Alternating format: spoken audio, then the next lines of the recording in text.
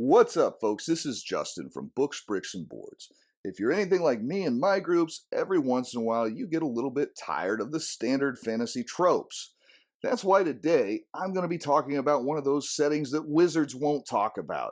I'm going to be talking about the sword and sandals epic fantasy of Arabian adventures and the Al-Qadim setting.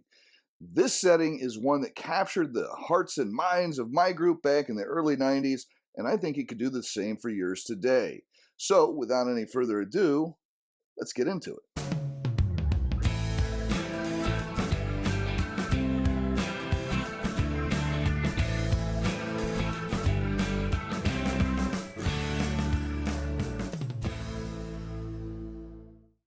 Before we go any further, I just want to say thank you. And if you're enjoying the content, please be sure to like, share, comment, and subscribe. Do it! As of my last check, only around 70% of you were subscribed. It became personal with me.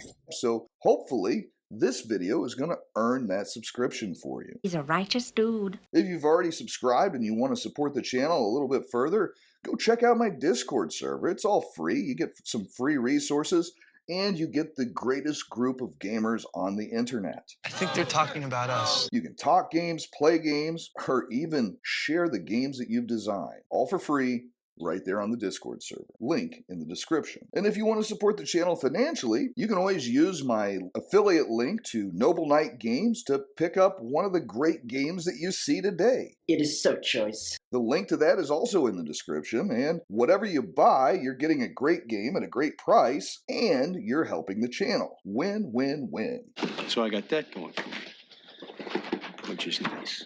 And last but not least, if you want to become a channel member for only as low as $3 a month, you can have your name on the end of the video, early access to content, and some other minor perks as well. Most of all, it just says, hey, you really like this channel, and it's appreciated.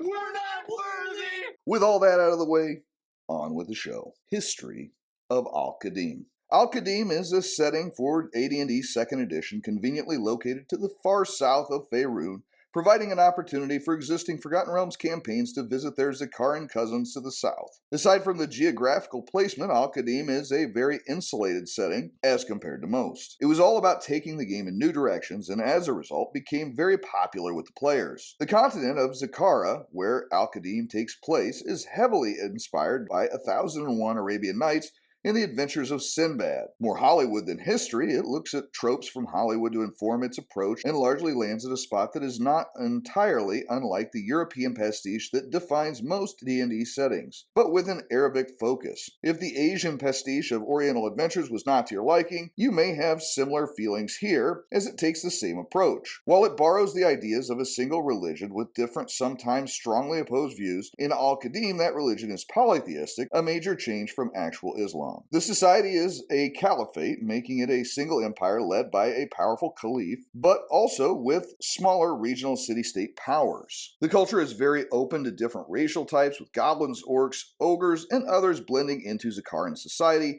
as full participants, not just an exceptional case here or there. Honor, shrewd business dealings, and familial ties are all very important to Zagarans, and it is reflected throughout the releases. Another topic which will likely be a point of contention for some is the inclusion of slavery in the setting, though it should be noted that it is related to the caste systems and not genetics. In its totality, Jeff Grubb did a good job of making a cohesive set of rules for a society inspired by, but not based upon, the stories of mythology and Arabian legend. As for releases, Al-Qadim's core offering was a two-pronged approach, with the excellent softcover Arabian adventures covering character creation, equipment, and day-to-day life in Zakaran society as a whole, as well as a nice list of setting-specific kits, spells, and equipment. The second core product was the Land of Fate box set, which provides 2 books, 8 monster sheets, 12 cardstock maps, and 3 glorious full-color setting maps of a quality unlike any before or since. Really, as a whole, art director Andrea Hayday knocked it out of the park. The box set books were a 128-page geographical key locations book and a 64-page campaign book offering customs, laws, and other useful information for your games. By the end of 1992, they had also released a monstrous compendium appendix and the Golden Voyages box set, which was a mini-campaign for seafaring games akin to Sinbad, but also providing detailed information on the Strait of Sorrows and the Streaming Isles. This design choice, smaller box product over saddle-stitched books for adventures, gave Al-Qadim a very premium feel. While the line was intended to have a 2-year life cycle, it proved popular enough with fans that it received a third year of releases. In its totality, Al-Qadim had 10 box products, 2 softcover books, and a monstrous compendium appendix before it ended its initial run. Outside of scant references in future Forgotten Realms products, and the one-off adventure Reunion from 1998, Al-Qadim has been one of the most forgotten of the Forgotten Realms. Not quite as much as Mastika, though. The legacy of the setting includes dozens of beautiful maps, unique takes on magic, and finally, a setting where the complete Book of Humanoids is not out of place. A discussion of the Sha'ir. Of the 25 kits presented in the Arabian Adventures book, the Sha'ir stands out as by far the most unique and interesting. For starters, the Sha'ir is not limited to traditional spellcaster races. So long before your 5e Dwarven Wizards, you could have Dwarven Sha'ir. The second and more interesting difference is how a Sha'ir receives their spells. That being from a tiny genie called a djinn. The djinn is associated with one of the 4 elemental planes and is more than your standard familiar. Essentially, when the Sha'ir wants to cast a spell, they describe it to the djinn and send it out to the elemental planes to fetch it. They have to be able to describe the spell, so to request it, they must have seen it cast. Unless it was first or second level, which is common enough, the Sha'ir is assumed to know of it. After requesting, the djinn goes on their search for the spell, a matter of rounds for spells of a normal wizard of the Sha'ir's level could cast, or a number of turns for something higher level. The djinn can even grab divine spells, but this takes hours. After the search is over, the player rolls a d100, and based upon the level and the type of spell, the difficulty of the roll is modified. If successful, the Sha'ir has 30 minutes to cast the spell before it is lost. This gives Sha'ir incredibly broad casting options, but at the cost of needing to plan out when to request them very carefully. Aside from the djinn spellcast, as a Sha'ir rises in level, they gain the ability to tame and resist true genies, eventually being able to bind them to their own use. This, of course, comes with its own risks, but also the lure of incredibly unique and powerful abilities beyond those of other heroes of a similar level. The closest thing I can compare the Sha'ir to in his design is the Wild Mage from the Tome of Magic, just because they function so differently than a standard wizard. That said, whereas I'd cringe at a Wild Mage in my campaign, I would happily allow a Sha'ir player. So many options for the player and the DM. This is what happened when the creatives and the mechanics aligned with each other in AD&D 2nd edition, and it is a thing of beauty. I've got some exciting news for the channel, and that's that we have a channel sponsor now. Yeah, baby! Yes, that's right, we've got a channel sponsor, and that is Noble Knight Games. As my channel likes to talk about both old and new games, it's hard to find a company that aligns with the type of products that I talk about. Noble Knight Games does a great job of stocking and refreshing their shelves constantly with new and out-of-print games. Whether you're looking for that RPG that filled your childhood hours, or the newest, hottest game that's hard to find at other stores, Noble Knight Games has you covered. On top of that, they offer the ability to trade in those unused games and turn them into cash, keeping your significant other happy and your shelf always fresh. As you can see by this scroll, I've been shopping at Noble Knight Games since 2013, and I have a lot of experience using them. So for your next gaming purchase, please consider using my affiliate link found in the description of the video as well as the comments section, and you'll not only be buying a great game, you'll also be helping the channel. And thank you to Noble Knight Games for the opportunity as a channel sponsor for Books, Bricks, and Boards. Alright, so now what we're going to do is a little flip through of some of the core products of the Al-Qadim line, starting with Arabian Adventures. If you're only going to get one book in the line, this is the one to get. This is a soft cover. It has obviously a beautiful art design to it, as the whole line does. One of the things that I found unique about this was, unlike other books of the era, Some of the art is raised against your fingers. So like the face of the genie is raised up. You can feel the curves of his nose and his mouth, his bands on his arms, as well as some of the features of the rider on his horse. Just an added touch that just makes it feel a little bit different than what we were used to. As you open up the book, you get this gold leaf page, and then a wonderful storybook style intro. Jeff Grubb is the primary designer, but Andrea Hayday is the art designer. And I'd say probably as much as any other second edition line, the art really has a lot to do with the success of the Arabian Adventures Al-Qadim line. So as you can see from the table of contents, you have a large variety of topics that we're going to cover here. And you start with an introduction to what this type of game is going to be before going into the land of Zakara and a map of that land. If you're familiar with the Forgotten Realms, they would be up here, Chult would be over here, and Karatur would be over here. But as you can see, this is a very vast region. It is not a small add-on. This is the focus of an entire campaign, for sure. It talks about the cultural aspects of Zakaran life, honor, family, purity. Talks a little bit about their religion and what piety is for them. Whenever it talks about the races, it does talk a little bit about how there is a more accepted class of humanoid creatures. It doesn't give stats for the additional humanoid creatures because they want you to buy the complete humanoids handbook. But the fact that it goes out of its way to say, hey, if you want to play goblins, orcs, or ogres, this is the place to do it. It does say that the races that have an animosity bonus, like dwarves and gnomes, they lose that because there is no racial animosity between the races in Al-Qadim. Now, there are a number of kits, and actually I believe it says that you are expected to have a kit.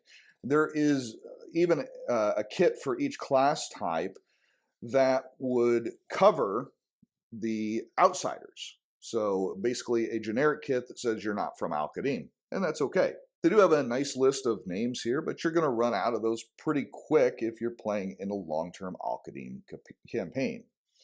The kits in the book are mostly very good. A lot of them are not going to be the flashy kits that will immediately make you say, oh, well, that's a huge benefit for a very little hindrance. That's the obvious power play. These are a lot more focused on story elements, and I think that they're overall very interesting.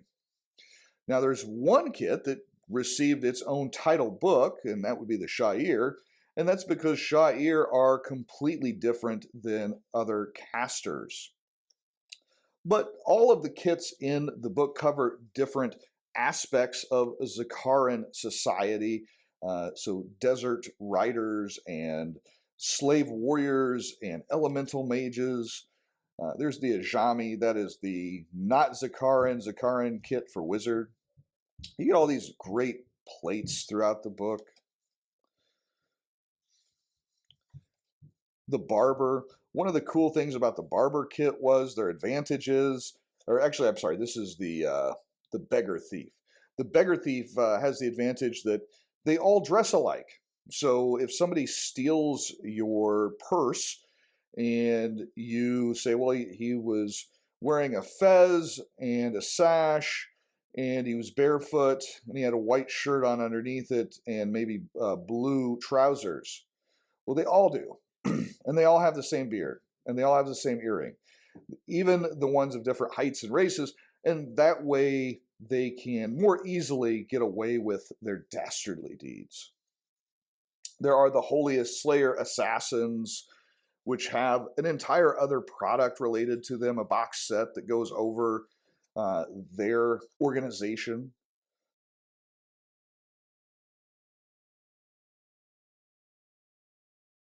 Of course, the religions of Zakara are based very, very loosely on Middle Eastern religion. However, they look at it from a polytheistic viewpoint, much like the European pastiche that is Forgotten Realms or Greyhawk or Dragonlance, any of those.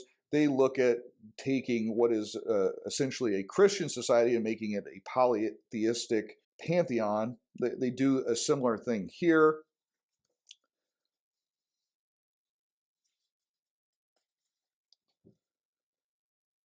All these kits, 25 kits in this book. And so your characters are not going to be at a lack of options.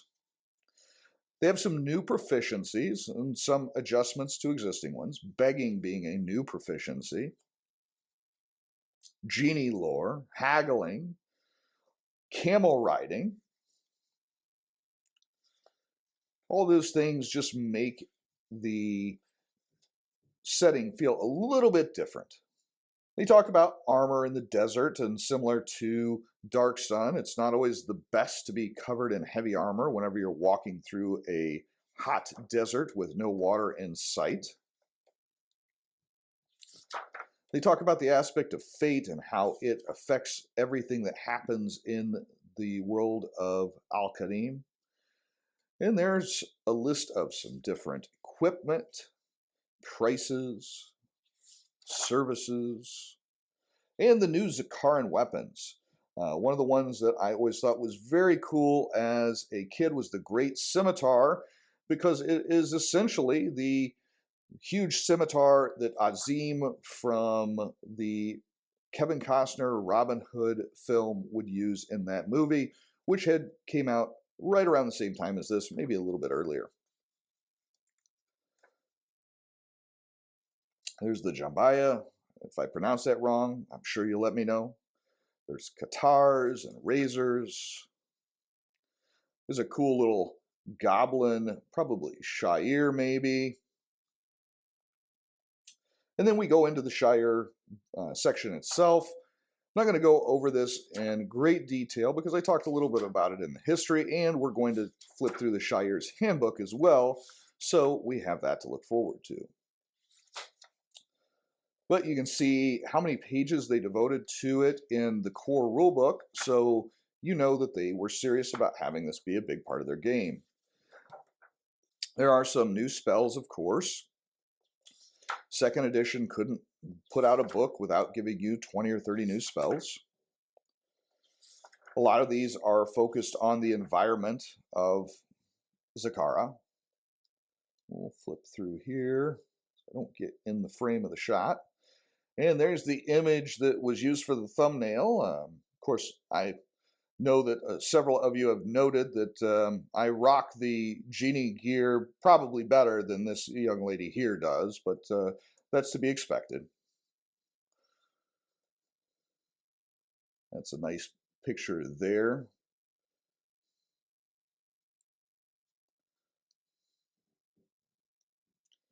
Still going through spells. Up to 9th level new spells. And then you get this very nice list at the end, which also notates which spells are going to be for which elements, because there are elemental wizards in this book as a kit, not to be confused with the elementalists from the Tome of Magic. And here is my beat up copy of the Land of Fate box set. As some of you have noted in the comments to my preview post, it can get quite pricey. That said, you can pick up a PDF, have it printed out by your local printer, and you're good to go. PDF of that right now is around $10, and you can have it printed, depending on what kind of binding and things you do with it, for maybe another 20, 30 bucks. So that's an idea if you want the box set, but you don't want to spend a couple $100 picking one up. So these are the style of map that all of the Al-Qadim products come with. And I'm going to try to do this without destroying my map. As you can see, it's coming apart in the middle there a little bit already. But these maps just are very different from the other maps of the time. Very colorful. Again, they have the filigree around the outside. Even the iconography used to represent different terrains and different features is different. The font is different.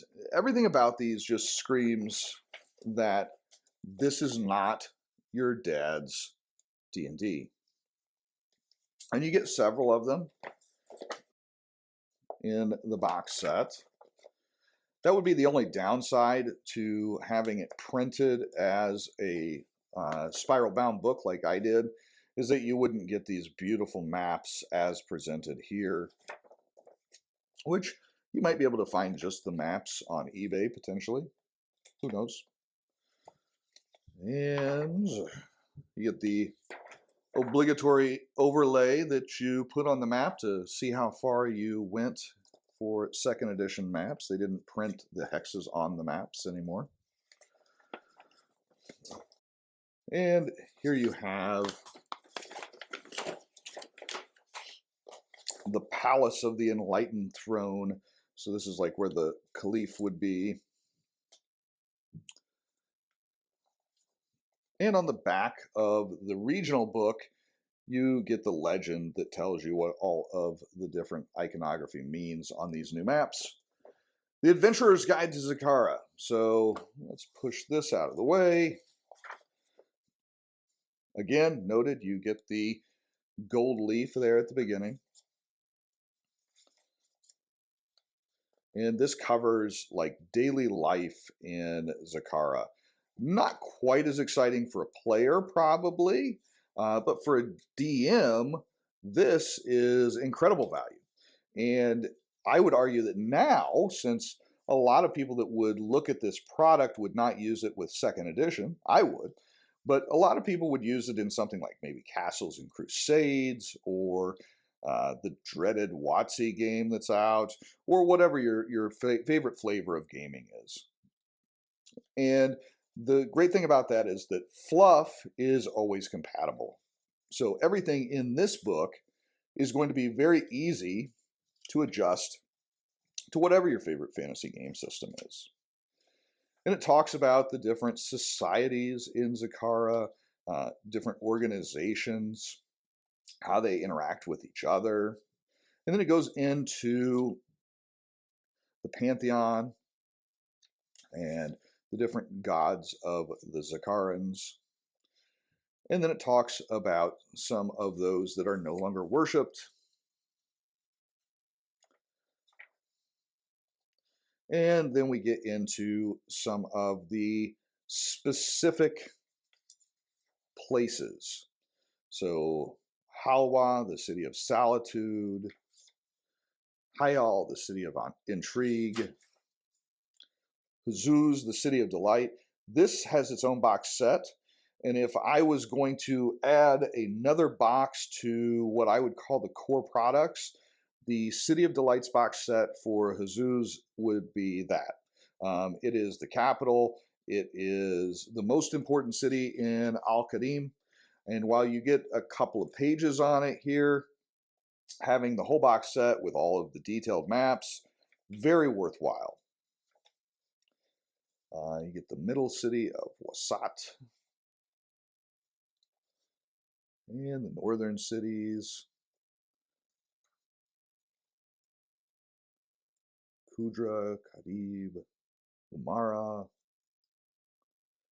Taka, cities of the Pearl. These are going to be those coastal and island cities. Jumlat, Sikak, Tajar, and cities of the Pantheon, Fahas, and I'm sure I'm pronouncing all of these wrong, and I apologize. Hudid,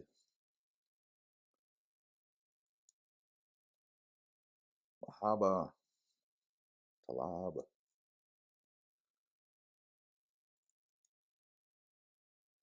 And then these are some of those areas where you get some of those fantastical scenes from like the Adventures of Sinbad.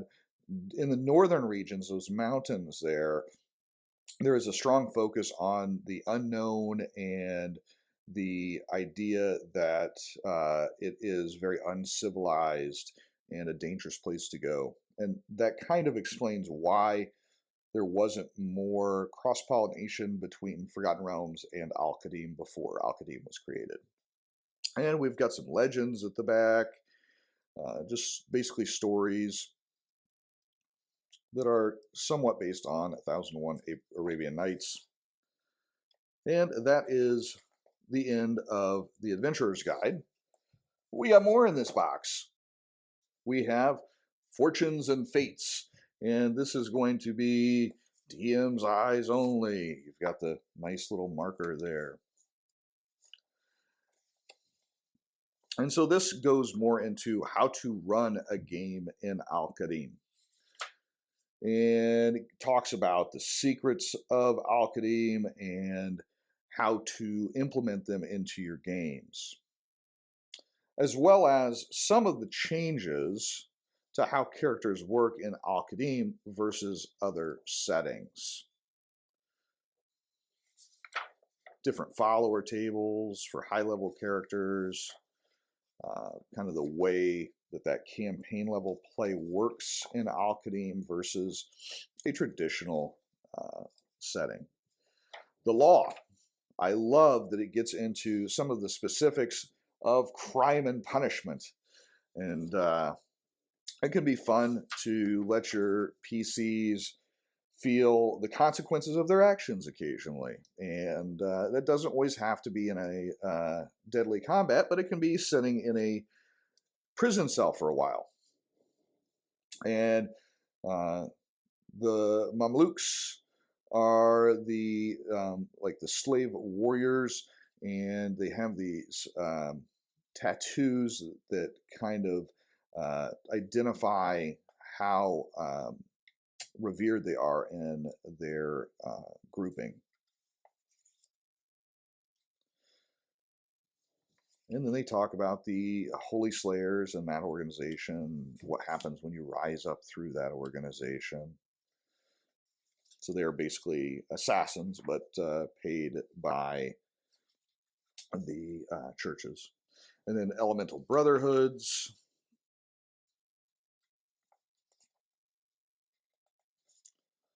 Different cities, secrets of each of those cities.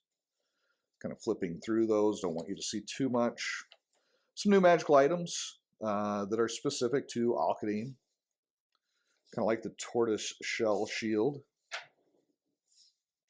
One of the monsters in Al-Qadim is the Zaratan, and it is a giant turtle that a city can sit on the back of.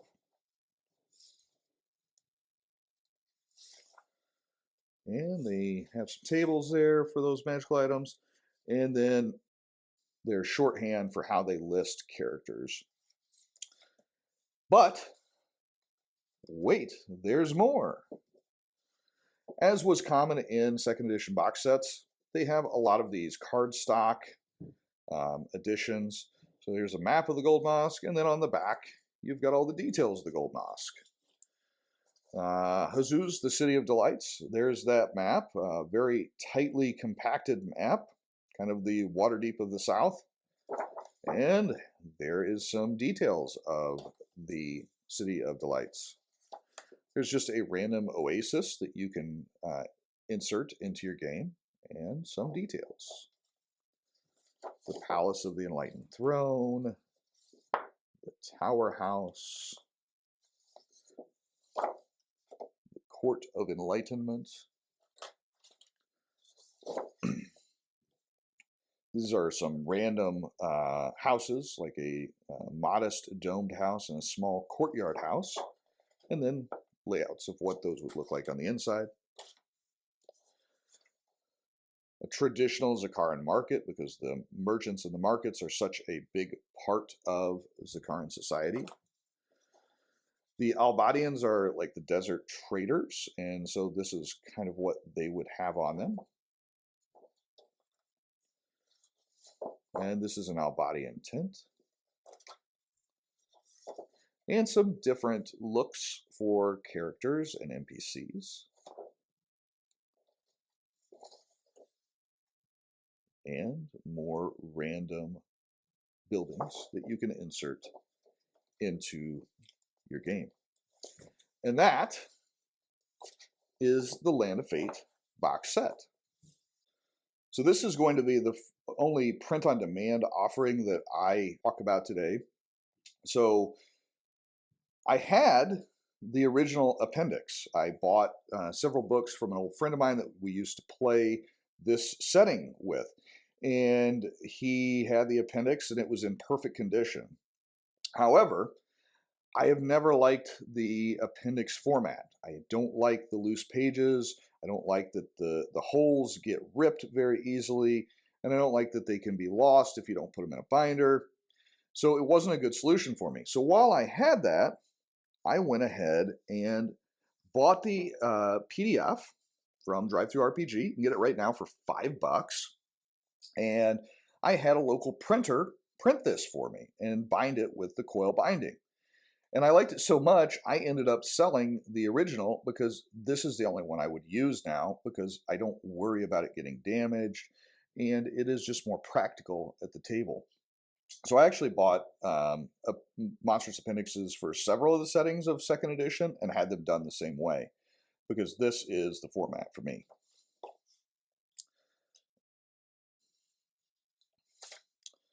So, and when you look at this, it really makes sense as a book, and it even refers to itself as a book rather than a set of loose leaf monster sheets. There's the Amut, the Ashira, the Asuras, the Black Cloud of Vengeance, the Barak, the camels, various types of camels, the Camel of the Pearl, the Desert Centaur, which is a little bit different than the standard European style centaur, the Copper Automaton, the Debbie, the Elephant Bird, the Jinn. These are the tiny genies that the Sha'ir use. And then we get a big selection of genies. So we start with the Noble Dao genie, and then the Noble Jinni, the Noble Afriti, the Noble Marid, and then tasked genies. So there are genies that you can summon for specific tasks, like building a palace, for example. And that's what these are for. An artist tasked genie. You could have a tasked genie that is a wonderful musician, for example, or potentially a wonderful painter. The guardian, so that's like basically your bodyguard. The herdsman genie, or the slayer genie. You can hire a genie to kill your enemies. The warmonger, the genie that will lead your armies to battle, or the winemaker.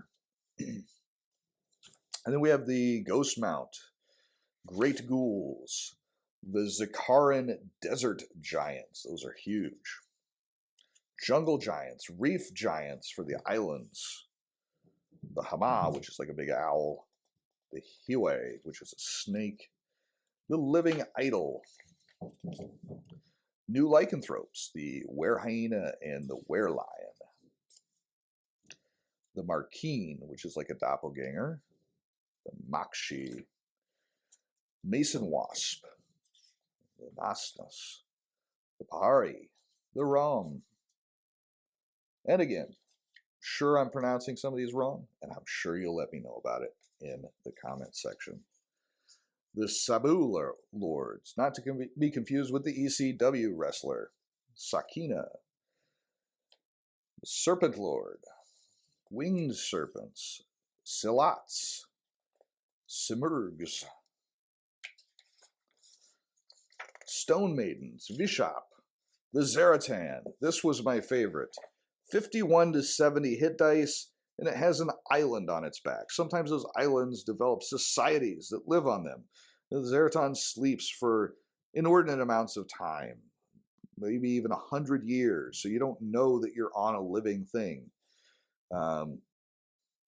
Whenever we played in this setting, that was one of the silly things that we did was we fought a Zeraton, and very unique kind of enemy to have your party go up against. There's the Zen, and then you get your encounter tables. Boy, I miss the time whenever encounter tables were in every one of the monstrous compendiums. And then you get this nice compiled statistics similar to what you had in the old first edition books. And that is the Al-Qadim Monsters Compendium Appendix. Again, $4.99 on DriveThruRPG as of the date I'm recording this video, and then you can get it printed at your local printer. And the last of the books that I'm going to be going over today as a flip through is the Complete Shire's Handbook. This is done in the same style as the Complete Class Handbooks, though it is listed as a campaign reference like the Gladiator's Handbook or I think the Spacefarer's Handbook from Spelljammer. I'm going to be very gentle with this because this is a very expensive book. If you go to look for one of these, they do cost a pretty penny, and they're not incredibly durable because of the style with which they were printed. So I apologize that you're not going to be able to see this as well as the other books I've been flipping through. The Shire's Handbook is kind of a misnomer because it actually covers all of the casters that are found in Zakara, not just the Sha'ires, though the Sha'ires are the most popular, and that's probably why they chose that name. But it talks about the different aspects of being a caster in Al-Qadim before going into a detailed description of how to customize your djinn, the rituals that go along with your genie and djinn activities,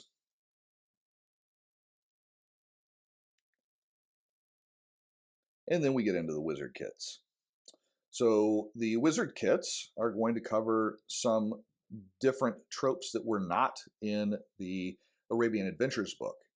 You can be an astrologer, a clockwork mage, which is going to be your kind of steampunky tech mage. Talks about your clockwork devices and how you make them and what all they can do. And it's very detailed. You can see several pages for the clockwork mage. And the digitologist, absolutely absorbed in mathematics. There's the ghoul lord, kind of like a necromancer. The jackal, and they're like the deceptive wizards. The mage weavers, they use the cloth that they weave to do their magics. The mystic of Nog. So the mystic of Nog kind of reminded me of like a monk type character, but for an Arabian Adventures style game. The Spellslayer, which is another assassin, but a spellcasting assassin. And then some of the different societies that are available to casters in Zakara. Cult of the Sand. The Hands of Badiat Ad Alai. The Mechanicians League. The Red Eyes. The Sea's Children. The Servitors of the Zephyr. The Society of Shifting Sands. The Spellslayers. The Viziers. And then how to use those societies in your games. And how to make your own. And then, as I said before, you can't put out a book in 2nd edition without giving us new spells. So here are the obligatory new spells that weren't covered in the Arabian Adventures book. And We've got 7th level. Do we go all the way to 9th level? We've got 8th level. No 9th level, just 8th level.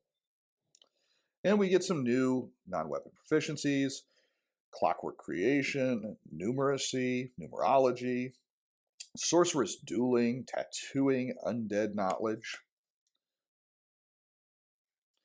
and then the master spell list, and broken down into the elements that are available to the elemental casters of Al-Qadim.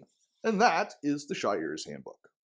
And now, the good and the bad. First, the good. Variety.